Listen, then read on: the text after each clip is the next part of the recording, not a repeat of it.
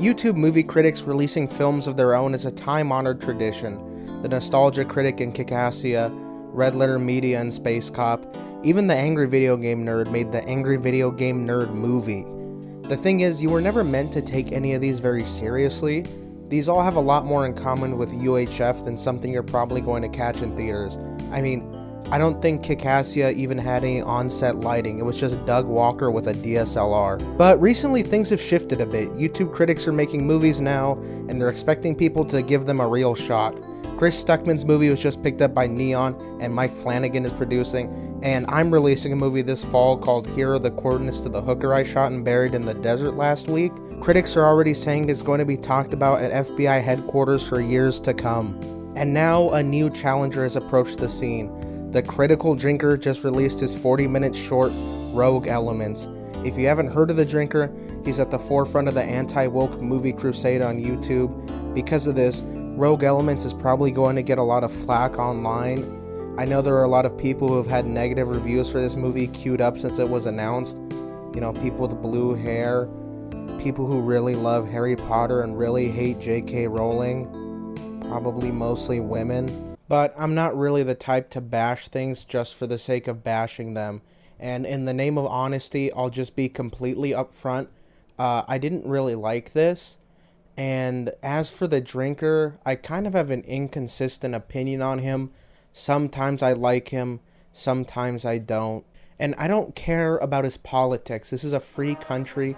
You're allowed to think what you want. And even though he's a Scottish bastard, I think he should be afforded all the rights that us red-blooded Americans are. I just think all the anti-woke stuff on YouTube has gotten really corny and stale in the past year. It's not about, genuine or meaningful critique of film or nuance. It's just about deciding that something is woke ahead of time and then reaching to come up with examples to prove it. Like this. And oh look, Kong's been abducted from his homeland and taken across the ocean to America in chains. Are you serious? I mean, there's on-the-nose writing, and then there's next-level stuff like this. I wonder who you're supposed to sympathize with here. No, you racist, no. But like I said, I'm not just gonna trash Rogue Elements. It's not what I do. This channel ain't about ripping things apart. It's about learning. So what can we learn from Rogue Elements, a Ryan Drake story? Well, the first things I need to point out is that this movie raised almost $400,000 when it was expected to raise $25,000. That's a lot of money for a 40-minute short. That's like $10,000 per minute. The Drinker describes this as a return to 80s and 90s action movies. When I think of that genre and that era of filmmaking, the things that come to mind are stuff, like Lethal Weapon, Face Off, The Rock, Bad Boys, Mission Impossible, Rush Hour. I think of big shootouts, over-the-top villains, melodrama, explosions, slow motion, funny side characters, usually a good leading duo that have good chemistry. This short is a proof of concept, meaning that ideally this isn't the final version we're going to see. In the slim chance that anyone involved in this production sees this, hopefully this can help in restructuring a future draft or a larger budget version. First things first, cut the opening text. This may seem like a nitpick to you, but people really, really don't like opening text and narration. If you're going to put it in, you need to justify its existence. Star Wars and Lord of the Rings have opening narration and text, but those are fantasy and sci-fi universes. They front load a lot of relevant information in a digestible way so the movie can get started. This is information that the audience doesn't need to be told. This is just part of the package when it comes to being a spy. The only new information that you get here is that this team is called Shepherds, or this group of spies are called Shepherds. You don't need an opening text for that. People can pick that up by watching the movie. This is like if a superhero movie opened with, "In the world, there are people who commit crimes, and there are people who work outside of the law to stop them. These are called superheroes." So during the opening credits, you see this character named Anya. She's being tortured in this, ominous Russian prison cell. It ends with this match cut, and now she's free in Estonia. And she's here watching these spies. The lead spy is named Hastings, and he's on a mission to extract this, Russian scientist guy named Fedorov. You don't know what Anya's here. You don't really know if she's part of their team. You don't know what she wants. You don't know what she's doing. She's kind of a mystery. Throughout the scene, she's watching the scope of her rifle, and you're left wondering if she's going to shoot them or shoot, who she's going to shoot, stuff like that. You even get briefly misled. One of the spies is shot from off screen, but it turns out they're just being ambushed. After the ambush, 2 of the spies are alive, Hastings and this other guy, and the villain, who's named Volkov and is a generic Russian military bad guy, literally walks on screen and slow claps. Bravo! Bravo! In a later scene, he tortures information out of somebody and afterwards says, "Now see, was that so hard?" In case you were wondering what circle of cliche hell this movie came from. And I know that this movie is going for, the classic 90s action movie stuff, and a lot of drinker fans will use the defense of, it's supposed to be like that, it's 90s action cheese, but some cliches are just cliched past the point that they can ever be used again without being distracting. The channel A Closer Look has a really interesting video on cliches, and I'll just put a clip of that in here because he summarizes it better than I ever could. A trope is a storytelling element that gives the creator license to apply genuine originality. And a cliché is the opposite. It leaves the writer no room to apply said originality. As a writer, I understand completely avoiding cliches is impossible, but if it's something this obvious that would just be better off left out, I'm gonna have to point it out. So Volkov and Hastings have a talk, and this brief conversation gives me an opportunity to talk about something else that bothered me on all 3 of my viewings of this movie. The language is excessive to the point that it becomes very cringy and makes certain characters hard to take seriously. "Fuck you, you fucking pussy" is not something that a hardened spy character should say. Fuck you, just do it, you fucking pussy. At another point in the movie, a different character says "lights out, shitbird." Excessive swearing can make characters feel childish and immature. So yeah, Anya tries to shoot Volkov in the head, but this other guy conveniently steps in the way at the last second and he gets shot. This leads to this big shootout that's actually pretty cool, but Volkov escapes with Fedorov and the 2 spies that he captured. Strong female character. So Volkov tortures Hastings and the other spy. He wants to know a name of someone that broke into this prison in his country last year. The other spy just gives up the name after 1 hammer to the knee. I guess he didn't undergo that CIA torture resistance training. So he gives up the name. It's Ryan Drake.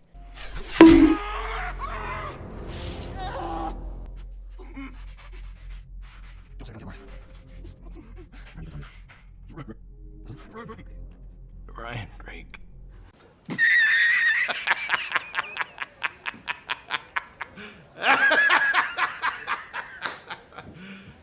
You serious? We cut to this new location where we meet the rest of the team. It's Jonas and this girl named Frost.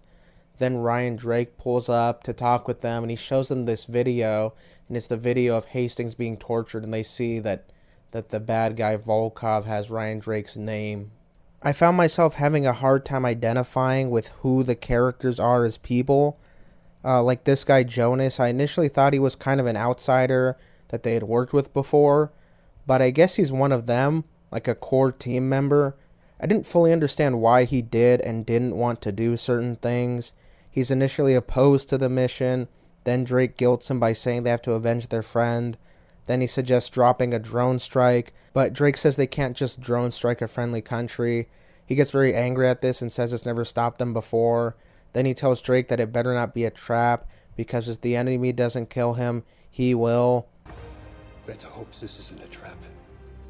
Because if those assholes don't kill you, I will. The only people dying today are those fuckers. All of them. And I just feel like I'm missing a lot of necessary context. Frost, I think, is the worst written character. She comes across more like an annoyed older sister in a high school movie than a professional spy. By the time we get over there, we're gonna lose nighttime cover. Just shut the fuck up. She always seems to be bickering with someone over something. When they arrive at the warehouse, Drake runs up and shoots a guard 2 times. Then she shoots one in the background. When they meet up, she's mad at Drake and says something along the lines of, keep your mind on the mission, it's my ass in there too. I've watched this 3 times, I'm not sure what she was so mad about. Was it because Drake kind of toyed with the guy he killed, and she thinks that made him miss the guard in the back that she had to shoot? If this is the case, they did a poor job of demonstrating this. See, there's this thing called visual language. It's how you communicate with your audience non-verbally and show them where they're supposed to look to understand the story. In this scene, Drake is shooting one guy in the foreground. In the background, the other guard is shot. Then the scene moves on. This implies that whatever is happening in the background is relatively unimportant. The correct way to demonstrate this would be to have Drake shoot the first guard. Then the second guard sees him, and the shot centers on him. He raises his gun, then he's shot. We then cut back to Drake, who sees Frost, and she just looks kind of pissed. You can say it's just me, but I watched this with a friend, and he was confused as well, so I don't know what to tell you. Inside the warehouse, Drake rescues Fedorov, but Volkov realizes that Drake is here, so he goes to find him. Drake tells Fedorov, New plan. I'm getting you to the exit.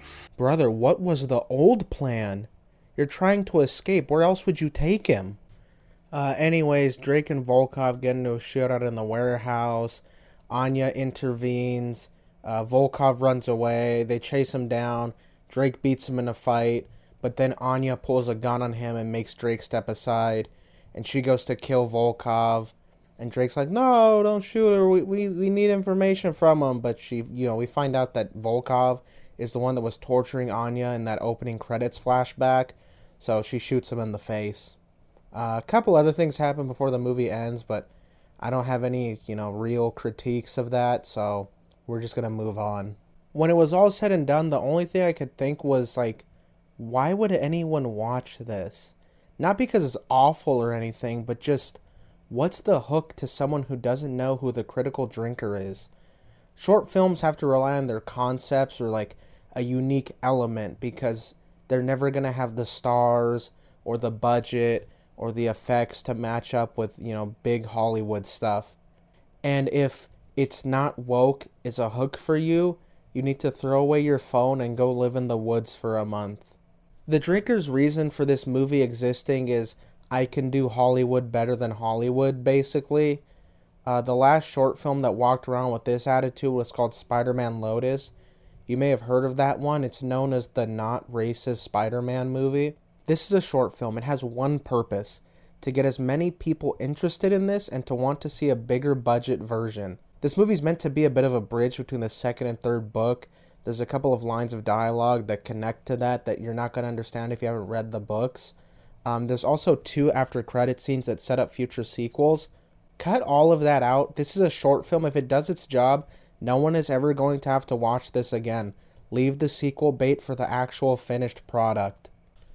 Set up the premise, get through it as quickly and effectively as possible, and just end it. Show off everything: the hook, the characters, the action. Cut out everything else. You have to show people that you have more to offer. And I mean more than the $5 bin at Walmart. I will now give some suggestions. First off, I'd cut the runtime in half. There's a lot of action in this movie, but it does kind of begin to blur together at one point. Drake just running around shooting faceless bad guys is cool, but it gets a bit repetitive. With half the runtime, you'd have more budget to go around. You could probably do some crazier stunts. Maybe some John Woo shootouts, more gunshots, more explosions, more people going flying. I'd completely restructure the opening, remove the intro of Anya being tortured and cut straight to Estonia. Have the entire parking garage sequence take place from her perspective. You only get a couple of glimpses of dialogue of what Hastings and Fedorov are saying. Have her stand by and watch the whole shootout still. Then, when Volkov shows up, the entire conversation between him and Hastings takes place from her scope as she tries to move around to get a clean shot. The rest of the scene plays out the same. Then we cut to Drake. He's in some dark office and he's shown a video. It's the footage of Volkov torturing Hastings and the other spy. Make it brutal and tough to watch. Really make audiences hate Volkov. Finally, someone breaks and gives up Drake's name. Volkov kills them. Cut straight to the opening credits and title. Don't say a goddamn word. The man you're looking for is Ryan Drake. Ryan Drake. See, that wasn't so hard now, was it? Thank you.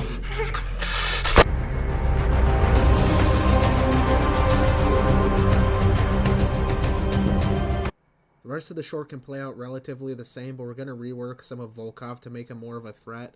In the scene where he ambushes Drake, we're going to remove him. In the original version, he was there fighting Drake and got kind of lost in the chaos. In this new version, while his guys are fighting Drake, he's going to find somewhere to get a perfect shot on Drake. He can give a little monologue to himself about why he hates him and wants to kill him. Then, right as he lines up the shot, Anya steps in and starts fighting him. He just completely tosses her around. Then he ends up having to fight Drake and her at the same time. He holds him off, but eventually runs for it. Drake catches up to him. They fight. Drake beats him. While they're fighting, this is when you cut back to the flashback of him and Hastings training that you originally used in the opening. Then Anya shows up and tries to kill Volkov. Drake doesn't understand why. She explains that Volkov was her torturer in prison. Flashback to that now. Show a time lapse. You can see how much damage he did to her over, all the years of torturing her in prison. But right before she kills him, he drops some, smarky line that just ruins the victory of her winning. Kind of like the man chooses, slave obeys from BioShock. A man chooses. A slave obeys.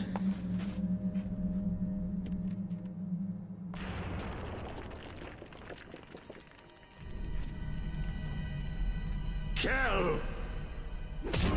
The end. So what does this change about the short as it is? Well, it fixes Volkov by making him more hateable and memorable. It forces viewers to wonder who Anya is and what she wants and makes her just seem more important even though she disappears for a large chunk of the short. It trims out all the excess and just has the movie focus on its actual point of pitching you this project. Remember, in film it's easier to make a great 20 minutes than a good 40 minutes. But these are just my thoughts. I'm sure the Daily Wire Plus streaming service will pick this up, and you can watch a new episode once a week alongside Lady Ballers and The New Norm or whatever they have going on there. That'll be all. This was kind of an impromptu video. More stuff is coming out soon that I have planned, but that's going to be it for now. Goodbye.